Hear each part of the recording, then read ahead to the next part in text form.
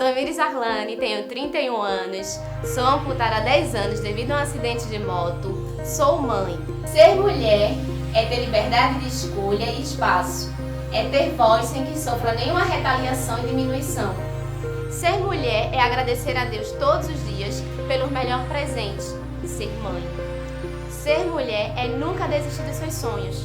Sou Tamires, sou mulher e posso ser o que eu quiser.